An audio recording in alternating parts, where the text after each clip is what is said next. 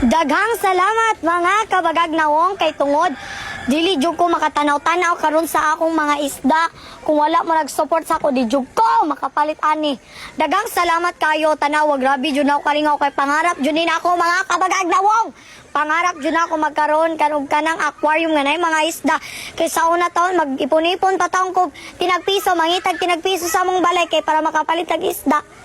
Pero karon mga kabagagnawong, makapalit na jud ko mga kabagagnawong o mga nindot nga isda ug tanawan ninyo grabe jud ako kalingaw dira.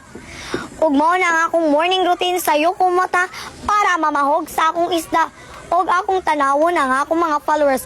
So mga kabagagnawong 600 kapin na day ang atong followers. Daghan kaayong salamat sa inyong pagsuporta ug patuloy ra japon ta ninyo mga kabagagnawong. Go go go. Dili jud ta mo undang hanto dili mahurot ang kwarta ni Nita. Og maura to mga kabagagnawong babush o tanawa wala pa day nahuman. Ningon nagbabush pero wala pa day nahuman.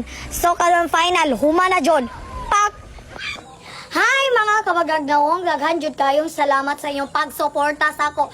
Balik hantod mondang na jud ta.